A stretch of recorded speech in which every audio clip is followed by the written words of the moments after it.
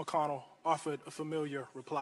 Yesterday, when asked about reparations, Senate Majority Leader Mitch McConnell offered a familiar reply. America should not be held liable for something that happened 150 years ago, since none of us currently alive are responsible. This rebuttal proffers a strange theory of governance, that American accounts are somehow bound by the lifetime of its generations. But well into this century, the United States was still paying out pensions to the heirs of Civil War soldiers. We honor treaties that date back some 200 years, despite no one being alive who signed those treaties. Many of us would love to be taxed for the things we are solely and individually responsible for. But we are American citizens, and thus bound to a collective enterprise that extends beyond our individual and personal reach. It would seem ridiculous to dispute invocations of the founders or the greatest generation on the basis of a lack of membership in either group. We recognize our lineage as a generational trust, as inheritance. And the real dilemma posed by reparations is just that, a dilemma of inheritance. It is impossible to imagine America without the inheritance of slavery. As historian Ed Baptist has written, enslavement, quote, shaped every crucial aspect of the economy and politics of America, so that by 1836, more than 600 million, or almost half of the economic activity in the United States, derived directly or indirectly from the cotton produced by the million-odd slaves. By the time the enslaved were emancipated, they comprised the largest single asset in America, $3 billion in 1860 dollars, more than all the other assets in the country combined. The method of cultivating this asset was neither gentle cajoling nor persuasion, but torture, rape, and child trafficking. Enslavement reigned for 250 years on these shores. When it ended, this country could have extended its hallowed principles, life, liberty, and the pursuit of happiness to all regardless of color. But America had other principles in mind.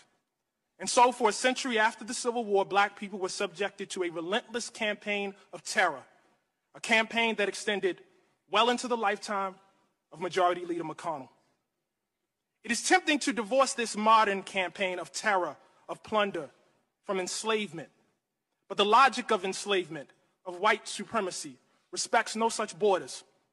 And the god of bondage was lustful and begat many heirs: coup d'etats and convict leasing, vagrancy laws and debt peonage, redlining and racist GI bills, poll taxes and state-sponsored terrorism. We grant that Mr. McConnell was not alive for Appomattox, but he was alive for the electrocution of George Stinney. He was alive for the blinding of Isaac Woodward. He was alive to witness kleptocracy in his native Alabama and a regime premised on electoral theft. Majority Leader McConnell cited civil rights legislation yesterday, as well he should, because he was alive to witness the harassment, jailing, and betrayal of those responsible for that legislation by a government sworn to protect them. He was alive for the redlining of Chicago and the looting of black homeowners of some $4 billion. Victims of that plunder are very much alive today. I am sure they'd love a word with the Majority Leader.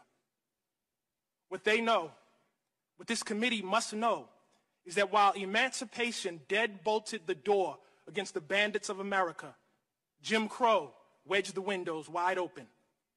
And that is the thing about Senator McConnell's something. It was 150 years ago, and it was right now. The typical black family in this country has 1/10 the wealth of the typical white family. Black women die in childbirth at 4 times the rate of white women. And there is, of course, the shame of this land of the free, boasting the largest prison population on the planet, of which the descendants of the enslaved make up the largest share. The matter of reparations is one of making amends and direct redress, but it is also a question of citizenship.